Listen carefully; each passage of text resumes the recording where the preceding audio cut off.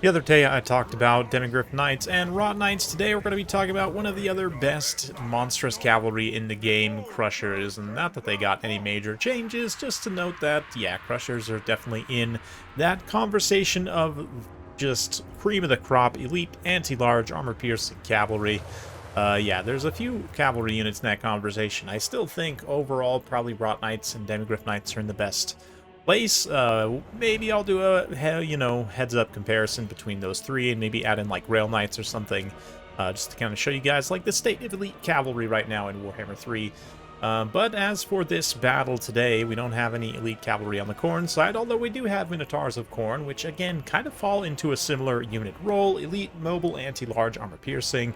Yeah, they also can compete with other said units like Demis, Grails, and so forth. So we'll see. Today we've got Contrarian Codex versus Strat Game here.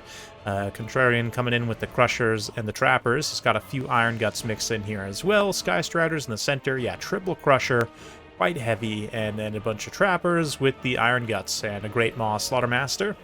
As for Khorne, we've got Marauders of Khorne here, a couple of Minotaurs with Valkia, a bunch of mobile units skirmishing around as well. Bunch of Warhounds, Fleshhounds, we've got Furies, kind of an odd amount of mobility, honestly. It would make sense if you were facing more of a missile-centric faction, but I don't know, maybe Strat Game can clue us in the comments as to the thinking here besides all of this mobility, but especially these kind of light mobile units for Khorne won't hold up very well against the meat of the Ogres in a lot of engagements, but let's see here. They're able to come in and just kind of pick off these Trappers. I guess that's the idea here, is to just use these mobile units as much as possible to try and isolate.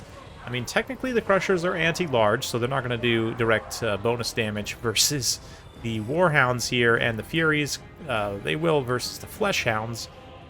But still, they just do enough raw damage that they'll pretty much just crush those units anyway, especially on the charge. Well, let's see here.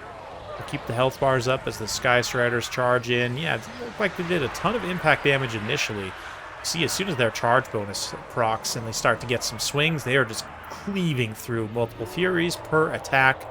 Yeah, going to be a bad news for them. Meanwhile, over on the far flank, we've got more Marauders here, just trying to not just run in willy-nilly and die, which I can definitely respect for Strat Game. Some of them are going to still run in willy-nilly and die, but at least trying to get some more good engagements here. Minotaurs of Khorne definitely have their work cut out for them. There's not a ton of anti-large in this build besides Valkia and the two Minotaurs, which, 3 Crushers is a lot to have to deal with, especially when they're fighting 2v1, and one of those happens to be the Regiment of Renown Crushers with their Frostbite. They can debuff the speed of the Minotaurs as they attempt to pull away here. Yeah, Horn of Khorne and Strat Game just stands and fights. Definitely the best course of action at this point, but yeah, Minotaurs kind of struggling to get some attacks in, it looks like, which is unfortunate for them as well. They're losing out some DPS during that uptime, but a lot of the light units also struggling on both sides, to be honest. We do have some Iron Guts getting cut down by the Minotaurs as well, so a decent engagement over on this far side for Khorne.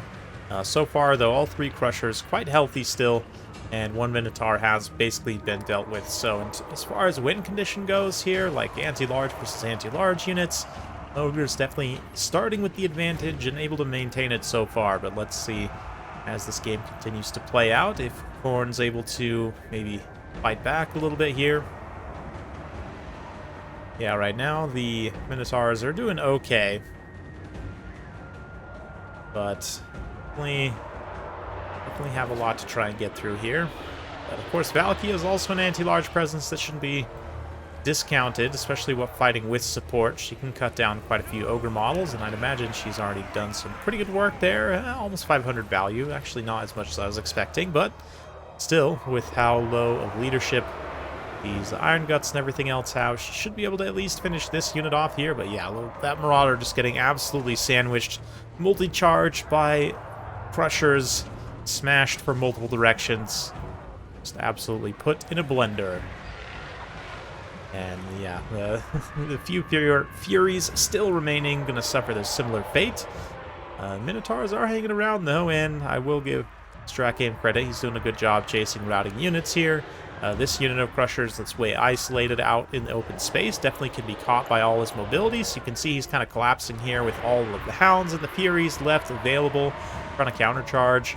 Looks like this, yeah, that Hound is going to eat the charge there and just get absolutely crushed, but that does allow the rest of these mobile swarm units to get in here, and it does show, I mean, I guess this is the thinking here, is that, you know, if the Crushers get singled out, then these swarm units can come in and just overpower them. You see how, like, one Crusher is fighting, like, 8 to 10 unit models of various fast attack things, and it proves effective enough to basically rout this one unit off.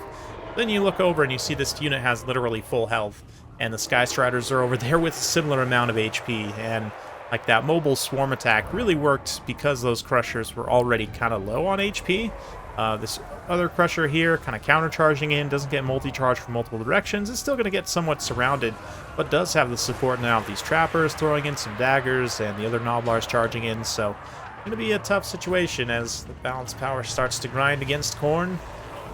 Valkia, though, will continue fighting here. You can see Slaughtermaster popping little troll guts on the Sky Striders. Obviously going to be a great target for them. But yeah, the Minotaurs can't hang in this kind of combat. Getting absolutely overwhelmed.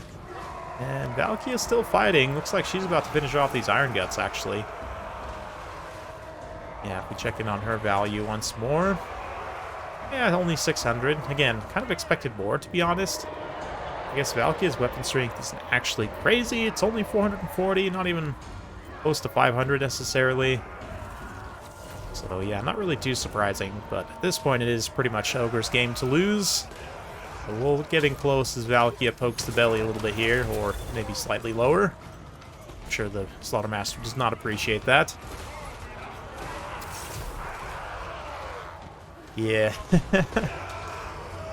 To be honest, Slaughtermaster just doesn't appreciate getting poked in general, right? He's not Slanesh. Anyway. Yeah, a little bit of Spear Slopnir, which, again, Spear Slopnir, nice in a lot of matchups. Valkyria's anti-large, you would think would be good in this matchup, but I don't know. We'll take a look at Khorne army compositions after the fact.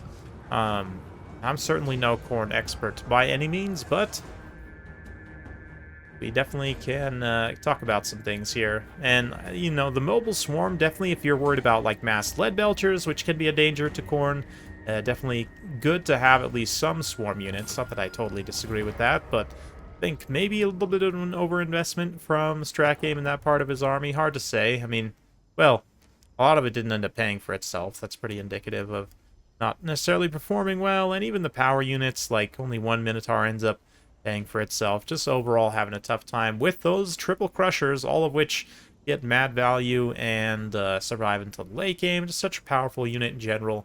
Definitely something you got to watch out for. Sort of the pinnacle of ogreness. Biggest, the baddest, the scariest, the heaviest of all their units, and certainly one to be careful of. But yeah, I mean, it seems like maybe with some of the monster changes, I don't know. I still think Khorne's monsters are probably not incredible here, like Bloodthirster. Maybe I would try and do a Blood Brute build, perhaps.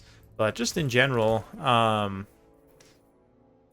yeah, like Minotaurs of Khorne, definitely, like, probably 3 of them. I might even try and take a couple of halberds here. Valkyria is not the worst, but I just don't know, like, as far as upside goes, there's not really, like, a Khorne Lord who's going to do a lot for you here, necessarily. Like, yes, you can get some passive melee attack buffs, maybe from this guy. You could go with a big anti-large monster with, like, the Exalted Bloodthirster. He's going to be, well, I guess not anti-large, but he's a pretty big target, and he's also, you know, reasonably expensive. Yeah. The Skull Cannons, good, nice improvement with their little Vortex attack now on their ranged attack. But again, not necessarily super applicable against the Ogres. Even look at something like Skull Crushers. We talked a little bit about, you know, elite cavalry and monstrous cavalry in this video. They're really not in the conversation of the best ones in the game for a bunch of different reasons, but it definitely will lose to Crushers. So, you know, they're pretty close in terms of base cost and also just worse in terms of performance.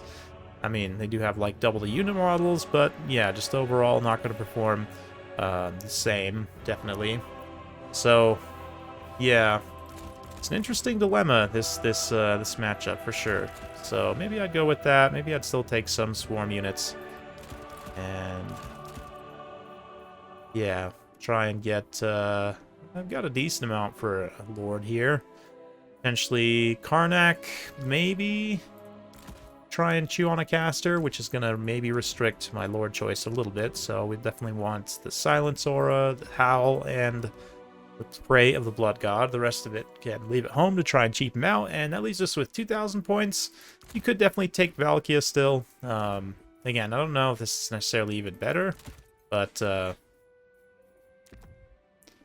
yeah, take Spear Slopnir. Even, this is even a matchup. I might honestly just not take Spear Slopnir just to save the extra 200 gold, because, like, what are you going to kill some Noblars with it? Which you're not really going to have problems killing anyway. Yeah, Scarlet Armor, again, those intensity, like, charge-up abilities tend not to be incredibly useful because you don't really get great value from them. Demon Shield, probably be the only one I would take, and then that actually leaves a little bit more funds. Come in here and take maybe, like, some more Hounds, or you could take some more Marauders, or whatever else. Maybe take another Halberd, you know?